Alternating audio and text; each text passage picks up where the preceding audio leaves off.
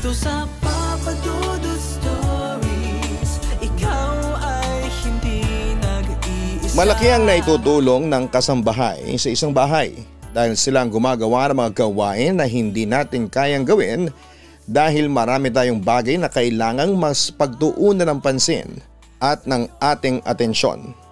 Silang tumutulong sa atin upang mapanatiling malinis at maayos ang lahat ng bagay sa ating tahanan. Maswerte ka kung ang kasambahay na iyong makukuha ay mabait at mapagkakatiwalaan. Pero paano kung ang inaakala mong kasambahay na magiging katulong mo sa mga gawaing bahay ay siya rin palang magdadala ng takot sa iyong buhay? Dear Papa Dudut, magandang umaga o gabi sa lahat. Isa ako sa mga masugid na taga-subaybay ng inyong channel. Halos lahat na nga yata ng upload mo ay napakinggan ko na. At may ibang kwento na tumatatak sa akin at paulit-ulit ko pong pinakikinggan. Hindi rin po ako nag-i-skip ng mga commercials bilang suporta sa inyong ginagawa, Papa Dudut. Alam ko po kasi ang hirap ng inyong ginagawa para lamang makapagbigay ng kwento sa amin. Madalas kasi wala akong kasama sa aming bahay dahil nag-aaral pa ang aking mga anak, habang ang asawa ko naman ay nagtatrabaho, kaya kayo po ang aking libangan. Itago niyo na lamang po ako sa pangalan na Eloisa. Gusto kong ikwento ang isang pangyayari sa buhay ko at ng aking pamilya na hindi namin makakalimutan kasi nagbigay yon ng takot sa aming lahat. Sana ay isang sulat ko sa mapipili mo, Papa Dudut. Sisimulan ko ang aking kwento nung ikinasal ako sa aking mister na si Juan. Medyo bata pa kami noong ikasal kaming dalawa. Naging mapusok kasi kami at nabuntis niya ako habang magkasintahan pa lamang kami. Conservative ang aking pamilya kaya hindi sila pumayag na hindi kami ikasal ni Juan. Matapos kong manganak sa una naming anak ni Juan ay doon na kami nagpakasal. Sa simbahan pala kami ikinasal at lahat ng gastos ay sinagot ng pamilya ng aking asawa. Gusto ng pamilya ni Juan na sa kanila muna kami manirahan habang nagtatrabaho si Juan. Pero iba ang gusto ng pamilya ko, Papa Dudut. Ang gusto nila ay matuto kaming mag-asawa na tumayo sa sarili naming paa. Kaya kailangan daw naming kumuha ng bahay kung saan ay wala kaming aasahan kundi ang isa't isa. Naging mapusok daw kami kaya dapat lang napanindigan namin yon. Kasama raw yon sa mga consequences nang hindi namin pag-iisip sa mga desisyon namin sa buhay. Wala kaming choice ni Juan kundi ang tumayo sa sarili naming mga paa. Alam ko na kailangan din namin gawin yon at para rin yon sa amin kasi kung aasa kami sa pamilya ni Juan ay hindi namin makakayanang harapin ang realidad. Nagtatrabaho na noon si Juan pero halos kakaumpisa pa lamang niya sa kumpanyang pinagtatrabahuhan niya. Ako naman ay hindi makapagtrabaho kasi walang magbabantay sa anak namin na itatago ko na lamang sa pangalan na Ella. May pera kaming nakuha nung ikasal kami ni Juan at tinabi namin yon. Ang perang yon ang ginamit namin upang makakuha kami ng isang bahay na uupahan namin. Wala pa kasi kaming kakayahan dati na bumili ng sarili naming bahay kasi nagsisimula pa lamang kami noon, Papa Dudut. Pero bilang isang mga magulang na kami, pangarap talaga namin ang magkaroon ng bahay na matatawag naming amin talaga. Mabilis kaming nakakita ng house for rent ni Juan na pasok sa aming budget at alam naming kaya naming bayaran ang renta sa matagal na panahon. Isa yung bungalow type house na may 2 kwarto. May malawak na lupa sa harapan na pwedeng taniman ng halaman o gulay. O kaya ay pwede rin gawing garahe. Kasya doon ang 2 kotse kung tutuusin. Nung unang beses naming makita yon ni Juan ay nagustuhan agad namin yung bahay kasi magaan ang dating noon sa amin. Mukhang safe at tahimik din ang lugar. Kaya hindi na kami nagdalawang isip na kunin ang bahay na yon upang maging pansamantala naming tahanan. Nang magdalawang taon na ang aming unang baby ay nag-decide ako na magtrabaho na para makatulong ako kay Juan sa pagpasok ng pera sa aming pamilya. Kumuha kami ng isang mag-aalaga sa baby namin at gagawa ng ibang gawaing bahay. Pero hindi siya stay in, kumbaga mula umaga hanggang gabi lamang siya naroon kasi tuwing gabi ay parehas na kaming nasa bahay ni Juan. Meron kaming nahanap na nirekomenda ng nanay ni Juan, si Maylene. Bali panganay siya sa mother ng asawa ko. 19 years old pa lamang noon si Maylene pero ayon dito ay sanay na ito sa pag-aalaga ng bata at sa mga gawaing bahay.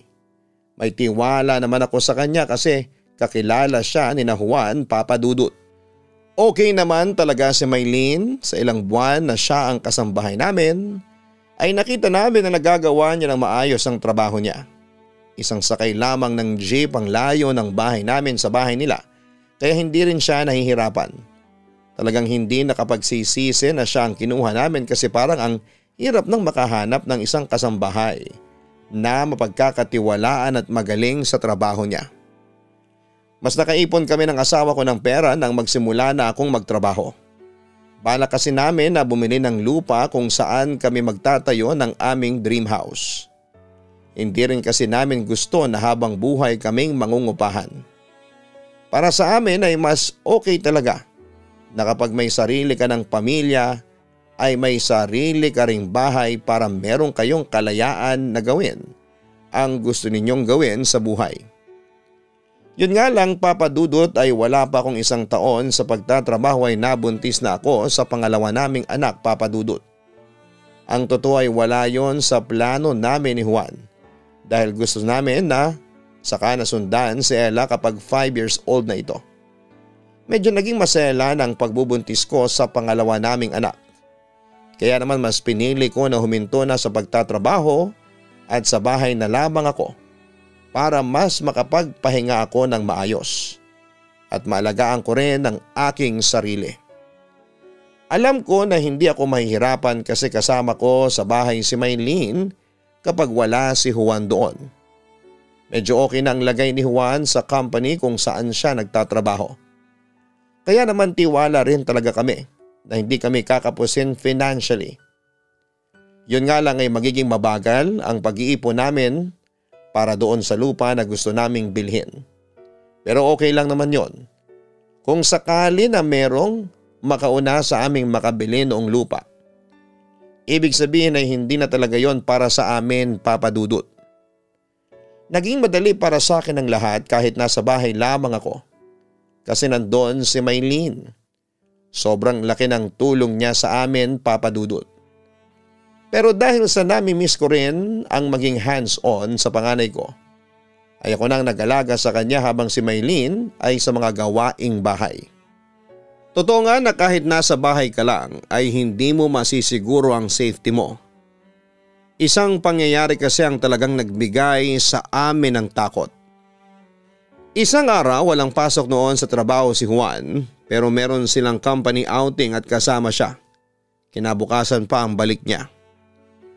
Make sure na nakalakang lahat ng pinto at bintana saka yung gate bago kayo matulog ha. Paalala ni Juan sa amin bago siya umalis. Huwag kang mag-alala kasi palagi namin yung ginagawa. Ikaw din mag-ingat ka. Tugon ko naman kay Juan. Nang panahon kasing yon ay may nababalitaan kami na may mga namamasok ng bahay sa lugar na yon.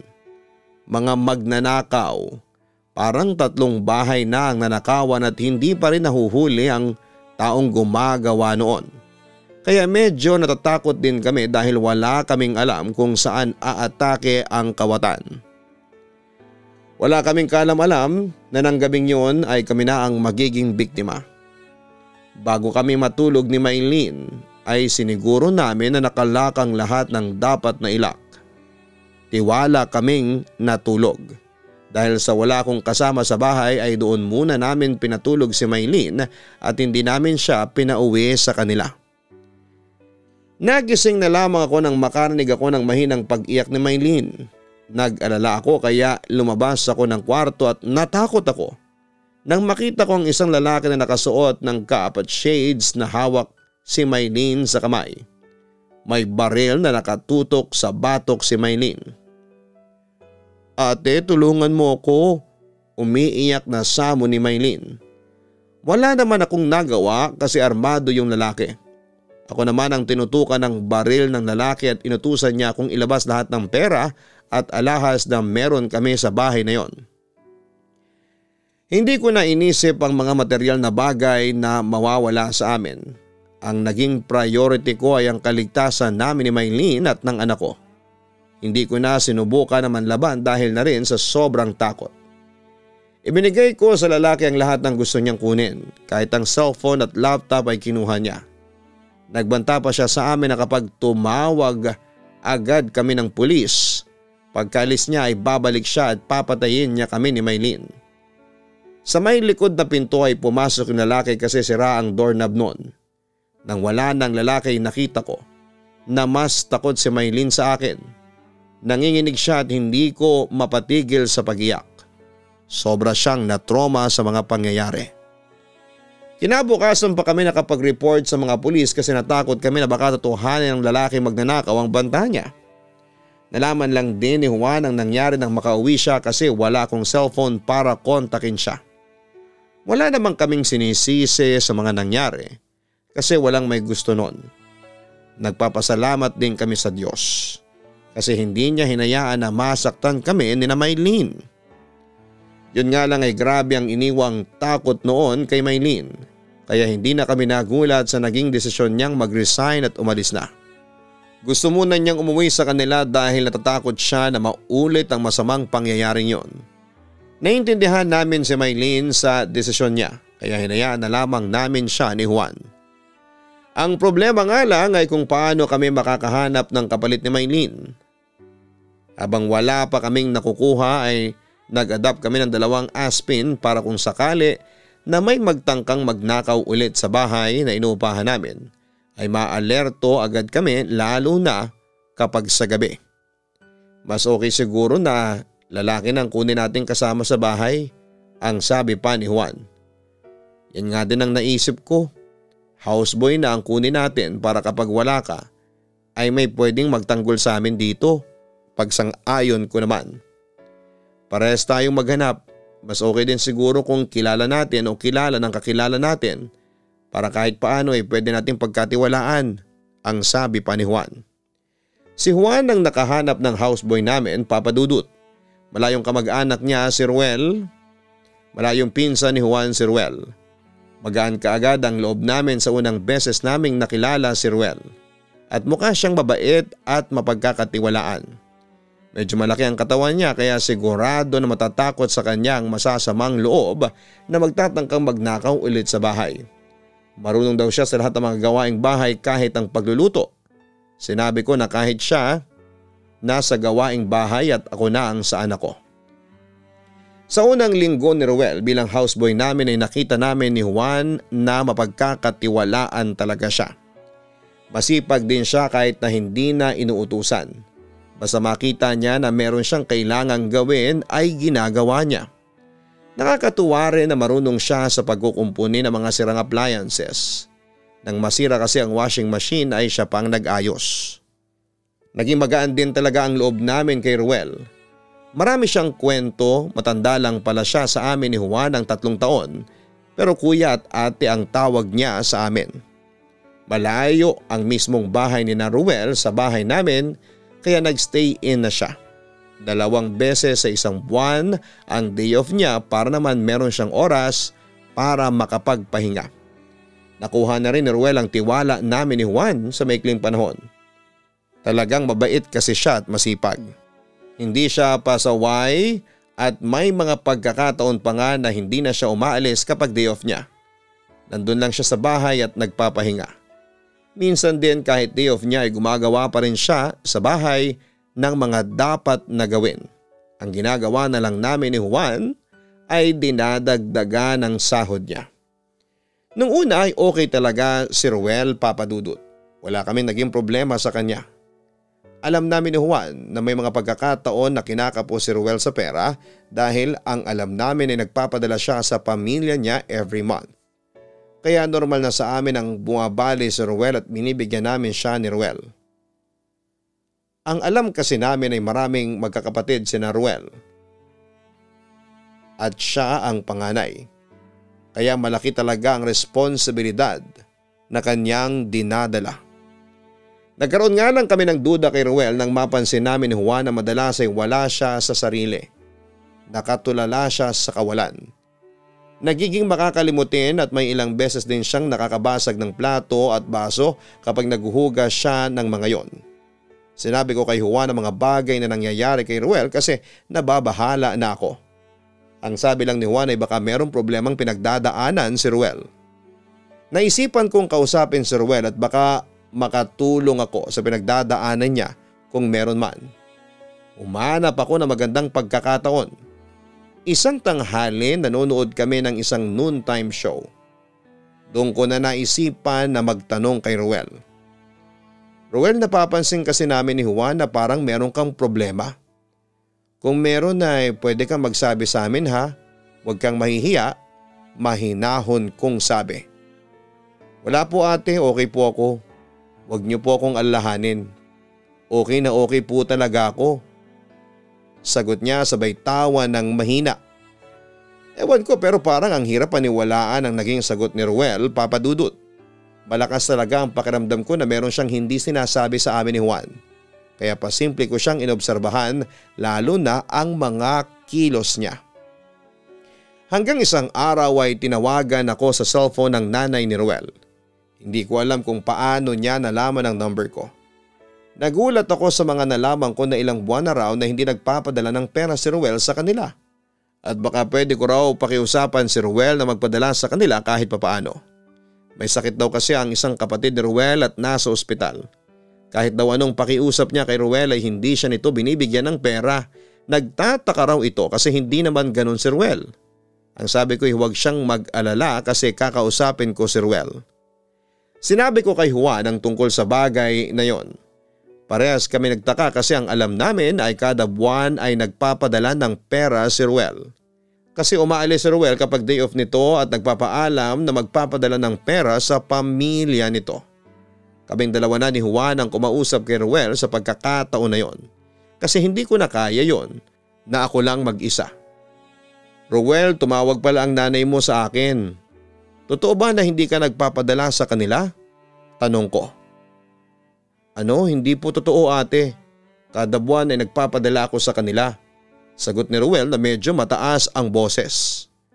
Kapansin-pansin na defensive siya at obvious din na hindi siya nagsasabi ng totoo kasi malikot ang mata niya. Hindi siya makatingin ng diretsyo sa amin ni Ruel. Kahit na hindi kami naniniwala ni Juan sa sagot ni Ruel ay hindi namin yun sinabi sa kanya. Pinayuhan na lamang siya ni Juan na kahit paano ay magpadala pa rin siya ng pera sa pamilya nito. Nakakapagtaka rin na panayang bali ni Ruel sa amin pero hindi pala siya nagpapadala ng pera sa kanila. Hindi namin alam ni Juan kung saan ginagamit ni Ruel ang pera nito.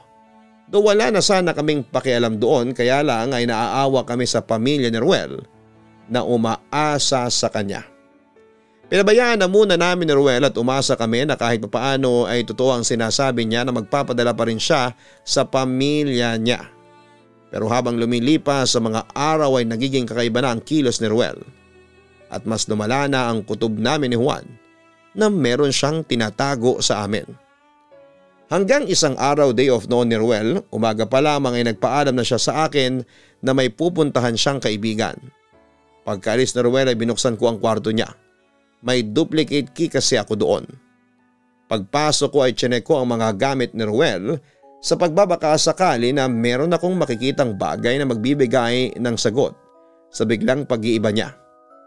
Hindi nga ako nagkamali sa ginawa ko na yon kahit alam kong invading of privacy iyon. Sa ilalim ng kutsyon ni Ruel ay meron akong nakita na mga bagay na alam kong ginagamit sa paggamit ng ipinagbabawal na gamot. Kinabahan agad ako. Hindi lang para sa amin ni Juan kundi pati na rin sa anak ko. Tinawagan ko kaagad si Juan at sinabi ko sa kanya ang natuklasan ko. Agad na nag-early out si Juan sa trabaho niya para umuwi. Ipinakita ko sa kanya ang mga bagay na nakita ko sa kwarto ni Ruel at doon namin na-confirm na gumagamit si Ruel ng ipinagbabawal na gamot. Kaya pala bigla na lamang siyang nagbago.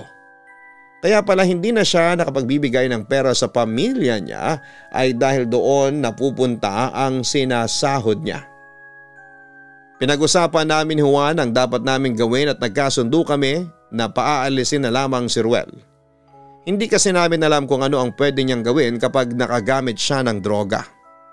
O baka meron siyang gawin sa labas ng bahay tapos ay madamay pa kami kasi sa amin siya nagtatrabaho at nakatira. Kahit na ilang buwan na lang at manganganak na ako ay mas okay sa amin ang mawala ng kasambahay kesa sa meron kaming kasama na gumagamit ng ipinagbabawal na gamot. Pagdating ni Ruel sa bahay ay kinausap namin siya ni Juan. Sinabi ko sa kanya ang mga bagay na nakita ko sa kwarto niya. Itinanggi niya ang mga nakita ko at sinabing hindi kanya yon at pinatago lamang sa kanya. Halata sa mukha at pagsasalita niya na hindi siya nagsasabi ng totoo. Pasensya ka na Ruel ha, pero kailangan mo nang umalis dito. Huwag kang mag-alala kahit na hindi mo na bayaran yung mga nabali mo. Kalimutan na natin yon. Bukas sana ay nakaalis ka na rito, ang sabi ni Juan kay Ruel. Nagulat kami nang biglang umiyak si Ruel. Maawa kayo sa akin kuya. Kailangan ko ang trabaho na ito, magbabago na ako. Pakiusap pa ni Ruel. Nakakaawa si Ruel pero mas priority namin ang aming kaligtasan, Papa Dudut. Kahit grabe na ang iyak niya ay pinanindigan pa rin namin ni Juan ang desisyon namin na paalisin na si Ruel. Kinabukasan ay umasa kami na aalis na si Ruel pero umaga pa lamang ay naglalaban na siya na para bang normal na araw yon para sa kanya. Ipinaalala namin sa kanya na kailangan na niyang umalis. Pero nagpumilit siya na hindi siya aalis at magbabago na raw siya. Doon na kami nagpatulong ni Juan sa security ng subdivision at tumawag na kami sa kanila. Silang tumulong sa amin para umalis na si Ruel sa bahay. Nagmakaawa pa siya pero talagang buo na ang desisyon namin ni Juan na paalisin siya dahil sa hindi maganda niyang ginawa. Sa totoo lang ay nakakapanghinayang si Ruel kasi masipag talaga siya, Papa Dudut. Kinausap namin si Maylene at tinanong namin siya kung gusto ba niyang bumalik na sa amin at kaya na ba niyang magtrabaho ulit. Kailangan ko na kasi talaga ng kasama sa bahay kasi ilang buwan na lamang ang bibilangin ay manganganak na ako. Medyo nahihirapan na rin kasi akong kumilos, buti na lamang at pumayag si Maylene. Kaya na raw niya at kahit papaano ay nakarecover na siya. Kaya nang sumunod na araw ay nasa bahay na namin si Maylene para magtrabaho ulit sa amin. Maganda rin na naghigpit na ang security sa subdivision na yon kaya talagang chinecheck na nila ang pumapasok lalo na kapag hindi taga doon. Nagkaroon kasi sila ng hint na hindi taga roon ang magnanakaw at galing yon sa labas. Mahigit isang buwan ang lumipas at lalong napapalapit ang araw ng aking panganganak. Parehas pala kaming nagpalit ng cellphone number dahil araw-araw kaming tinatawagan at tinetext ni Ruel. Nagpupumilit pa rin siya na pabalikin namin siya. Isang araw ay nagulat na lamang ako nang may maninig akong lalaking sumisigaw at nagmumura sa labas ng bahay. Binabato pa ang gate. Ang akala ko ay kung ano nang nangyayari kaya sumilip ako sa bintana. Si Maylene kasi ay hindi makasilip dahil natatakot na naman siya. Alam ko na meron pa rin siyang takot sa mga ganong bagay. Nakita ko na si Ruel ang nagwawala sa labas ng bahay. Panay ang mura niya sa pagsasabi na wala raw kaming puso. Hindi raw kami makatao ni Juan dahil sa inalisan namin siya ng trabaho. Gusto kong sabihin kay Ruel na kung hindi sana siya gumamit ng ipinagbabawal na gamot ay hindi naman namin siya papaalisin. Pero mas pinili kong tumahimik na lamang. Kinonta ko ang security ng subdivision para isumbong ang mga nangyari. Naging mabilis naman ang pagresponde ng security at napaalis kaagad si Ruel. Pero bago siya nahila paalis sa harap ng bahay namin ay nagbanta pa siya na hindi niya kami patatahimikin ni Juan. Natakot ako sa mantang yun ni Ruel. Kaya pinablatter ko na kaagad siya just in case na may gawin siyang hindi maganda sa amin, Papa Dudut. Sa awa ng Diyos, isang buwan pa ang lumipas ay tumigil na si Ruel sa panggugulo sa amin. Kabuwanan ko na rin noon kaya excited na Natatakot ako kasi anumang oras at araw sa buwan na yon ay manganganak na ako. Isang umaga kakagising ko lamang, maaga akong nagising. 5:00 ng umaga ay gising na ako para tumulong kay Maylene sa paghahanda ng almusal. Pagdating ko sa kusina ay naroon na si Maylene at nagsisimula na siyang magluto. Pagkakita ko sa kanya ay napansin ko kaagad na balisa siya at parang natatakot. Hindi ko na kailangan na magtanong sa kanya dahil siya na mismo ang nagsabi sa akin kung bakit siya ganon. Ate, kagabi nakita ko yung Rowel, nasa labas siya, nakatayo. Nakalimutan ko kasi yung mga basahan na nilabhan ko na ipasok. Lalabas sana ako tapos nakita ko siya. Sumbong sa akin ni Maylene. Sigurado ka ba sa nakita mo si Rowel talaga? Tanong ko. Opo ate, sigurado ako. Nung nagwala kasi siya dati sa harap ng bahay ay nakita ko ang mukha niya nung pinapaalis na siya ng mga gwardya, ang sabi ni Maylene. Alam ko na hindi nagsisinungaling si Maylene kaya sinabi ko yun kay Juan. Pinalam din namin sa guard na nasa gate ng subdivision na nakita ng kasambahay namin si Rowel. Pero ayon sa gwardyang naka-duty noong isang gabi ay hindi nila natatandaan na nakapasok si Rowel sa subdivision. Oo, may possibility raw na nakalusot ito nang hindi nila napansin. Huwag daw kaming mag-alala kasi masihigpitan pa nila ang pagpapapasok ng mga tao na hindi taga doon. Juan, kinakabahan ako. Paano kung makapasok ulit dito si Rowel? Paano kung may gawin siya sa ating masama? Natatakot kong wika sa asawa ko. Yan nga din ang iniisip ko ngayon pero magtiwala lang tayo sa mga guard. Saka maging handa tayo palagi. Hindi na rin ako mag-overtime sa trabaho para hindi na ako masyadong ginagabi sa pag-uwi. Turan pa ni Juan. Tama, mas okay nga na huwag ka na mag-overtime. Natatakot kasi ako kapag kaming dalawa lang ni Maylene ang nandito. Sambit ko. Basta huwag kang masyadong mag-isip at baka ma-stress ka. Hindi maganda na na-stress ka. Baka maapektuhan ang baby natin. Nag-aalalang wika ni Juan. Simula nang nangyari yon ay hindi na ako masyadong nakakatulog ng maayos sa gabi. Mababaw na palagi ang tulog ko at kaunting kaluskus lang sa labas ay nagigising na ako. Talagang naging malaki ang epekto ni Rowel sa akin. Naging paranoid ako. Iniisip ko na anumang oras ay bubulaga na lamang siya sa bahay at gagawin ang mga bagay na hindi maganda. Hindi yun imposible lalo na kung may naging pagbabanta siya sa amin nung nagwala siya sa labas ng bahay. Hindi ko rin makayanang ibigay ang 100% ng tiwala ko sa mga gwardya sa sinasabi nila na hindi na mauulit na makapasok si Rowel sa subdivision. Paano kung may ibang paraan si Rowel para makapasok doon na hindi namin alam? Isa talaga yon sa mga nagbibigay ng takot at kaba sa akin.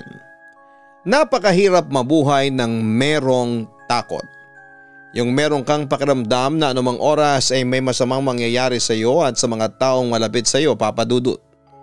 Hindi ko rin akalain na mamasamain ni Rowel ang desisyon namin ni Juan na paalisin siya sa bahay dahil sa mali niyang gawain.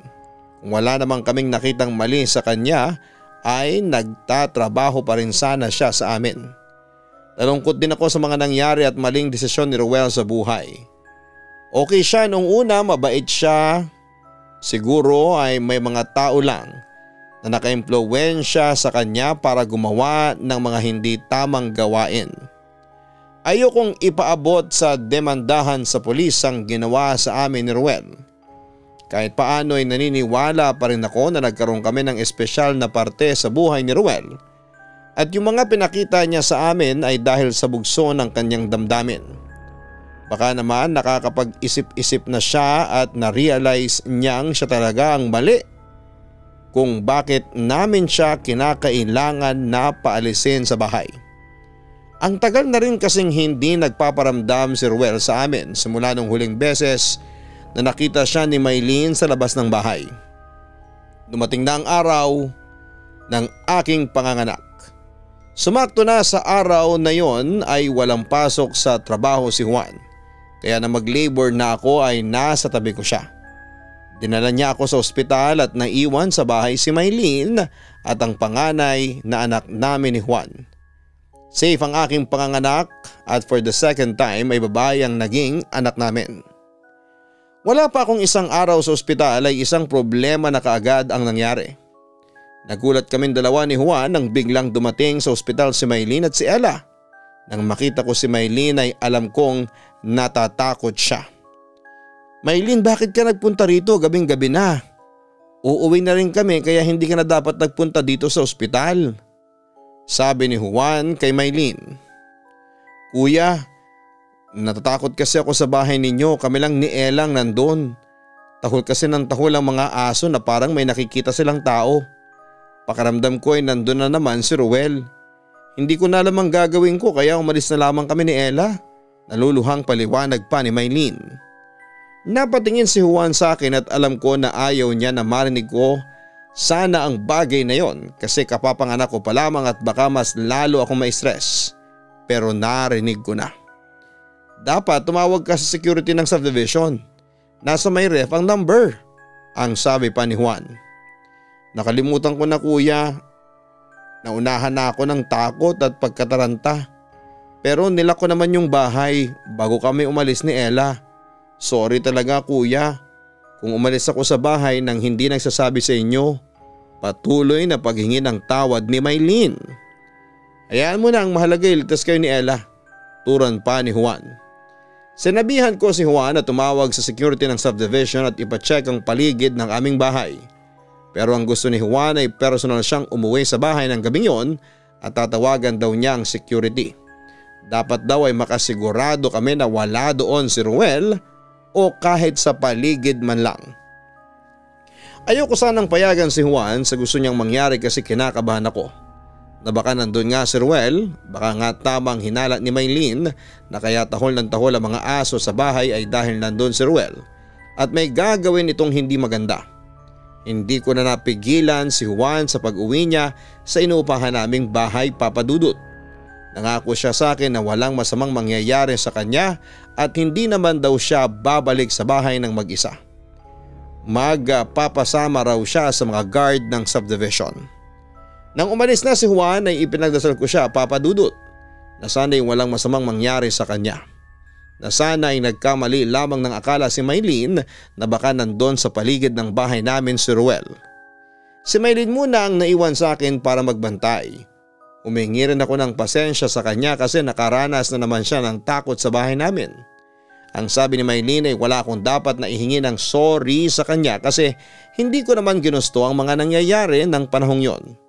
Kung meron daw dapat nasisihin ay si Ruel yon dahil hindi nito matanggap ang resulta ng maling ginawa nito kaya nawalan ito ng trabaho. Alam ko na sa oras na yon ay dapat maging masaya ako dahil may nadagdag sa pamilya namin ng asawa ko. Pero hindi ko magawang maging masaya ng sobra dahil sa takot na ibinibigay ni Ruel sa amin. Ipinagdarasal ko rin na sana'y paglinawin ng Diyos ang isipan niya at tumigil na siya sa panggugulo sa aking pamilya. Gaya ng sinabi ko kanina ay napakahirap mabuhay na meron kang kinakatakutan. Hindi mo magawang maging masaya ng sobra dahil palagi kang may takot na baka may mangyaring hindi maganda. Nakatulog na ako nang dalhin na sa nursery ang baby ko. Talagang kanina pa akong inaantok pero hindi ko magawa kasi puno ako ng takot at pangamba. Si Maylin at Ella ay nasa hospital room na kinakaroonan ko. Pinatulog muna rin ni Maylin si Ella sa mahabang upuan na nandun. Umaga na nang magising ako at pinakuha ko kay Maylin ang cellphone ko para tawagan si Juan. Ano na nangyari dyan sa bahay? Kumusta? Yun agad ang tanong ko nang sagutin ng asawa ko ang aking tawag. Wala kang dapat na ipag-alala. Na-check na namin kagabi ang paligid ng bahay at mukhang wala namang sign na may ibang tao. Nagkamali lang siguro ng akala si Maylin, ang sabi pa ni Juan. Salamat sa Diyos kung gano'n ay pwede nang umuwi dyan sila Maylin. Tanong ko. Pwede na. Ang sabi sa akin ng guard ay ihingi na rin sila ng tulong sa barangay para may mga tanod na magronda tuwing gabi sa paligid ng ating bahay. Kaya wala kang dapat na ipag-alala. Magpalakas ka dyan para makauwi ka na. Babalik na rin ako dyan mamaya, ang sabi pa ni Juan. Okay sige, mag-ingat ka, ang sabi ko at doon na naputol ang aming pag-uusap ng aking asawa. Makalipas ang ilang araw ay umuwi na ako sa bahay kasama ang pangalawa naming anak. Nagtaka ako nang mapansin kong wala yung mga aso namin. Tinanong ko si Juan at doon na niya inamin sa akin ang lahat.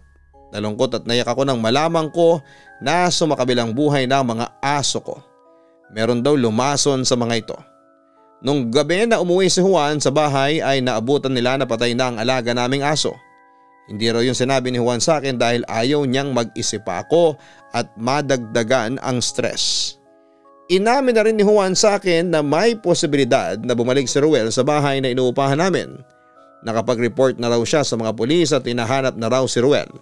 May CCTV footage kasi na nakita si Ruel na umakyat sa gate ng bahay namin.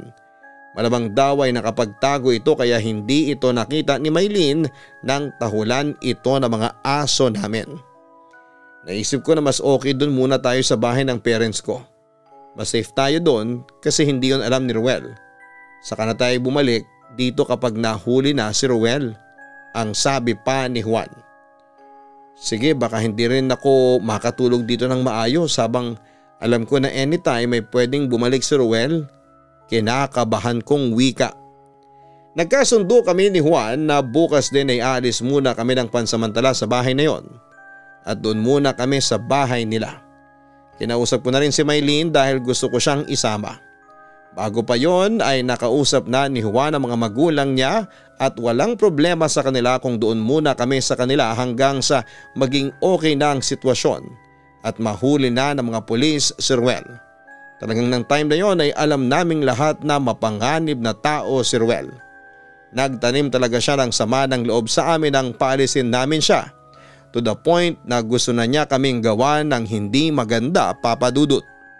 Pero bago pa pala kami makaalis ng bahay na yon ay isang pangyayari ang nakatakdang maganap na habang buhay naming hindi makakalimutan. Bandang 1:00 ng madaling araw ay nagising kami ni Juan nang makarinig kami ng pagkabasag ng salamin sa labas ng aming kwarto. Nagkatinginan kaming dalawa habang ako ay agad na kinabahan. Ibinulong ni Juan sa akin na doon lang ako sa kwarto at lalabas siya para tingnan kung ano ang nangyayari. Pinigilan ko siya pero sabi ni Juan ay hindi pwedeng ipagsawalang bahala lang namin ang ingay na yon.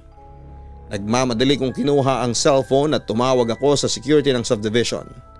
May sumagot naman kaagad kahit na late na at sinabi ko ang aking concern. Palabas na sana si Juan sa aming kwarto nang marinig namin ang pagsigaw ni Maylene.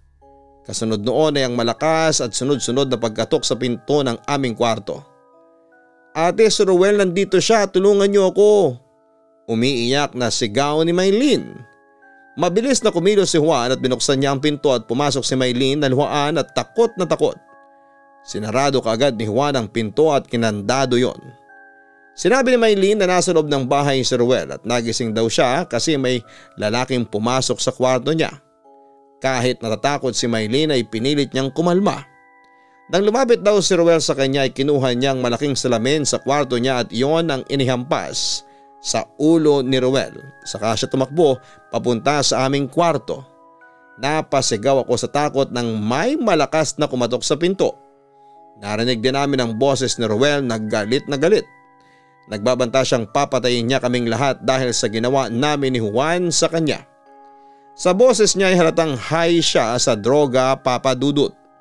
Mas lalo kaming natakot na dahil nasa impluwensya siya ng ipinagbabawal na gamot ay lumaki ang posibilidad na tutuhanin niya ang kanyang mga sinasabi.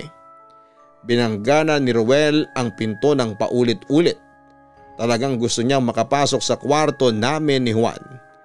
Kahit anong pananakot ni Juan kay Ruel ay hindi ito tumigil sa pagpupumilit na pumasok sa kwarto.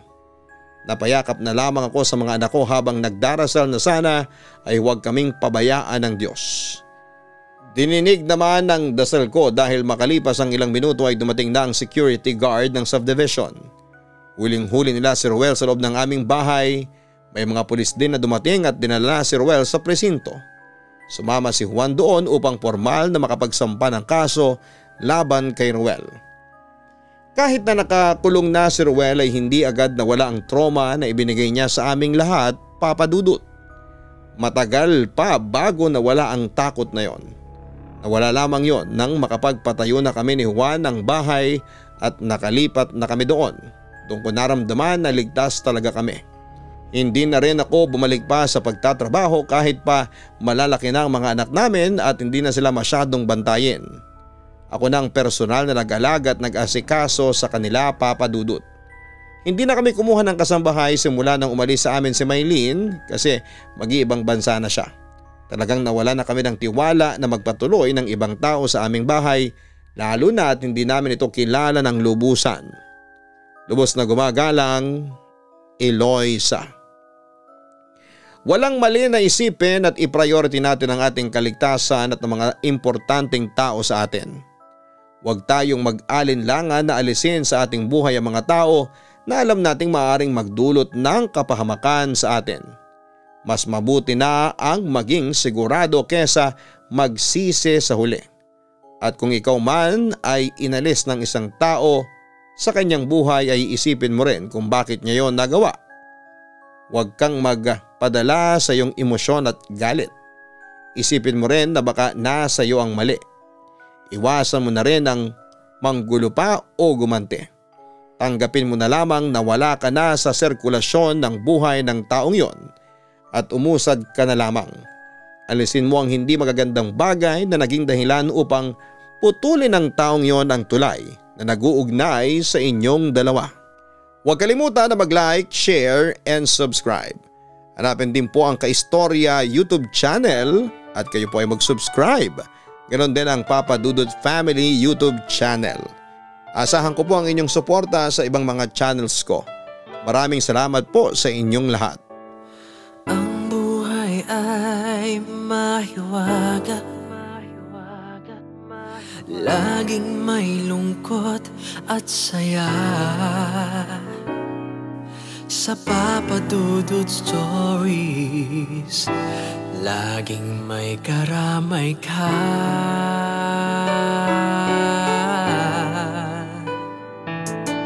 Mga problemang kay bigat, dito ay pakikinggan ka. Sa Papa Dudut Stories, kami ay iyong kasama. Dito sa Papa Dudut Stories, ikaw ay hindi nag-iisa.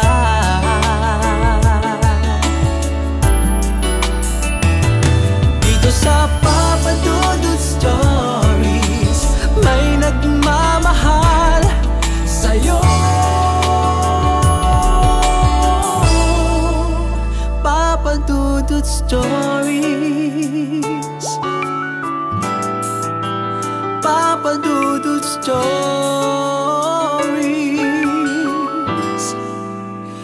Papa Dudut Stories.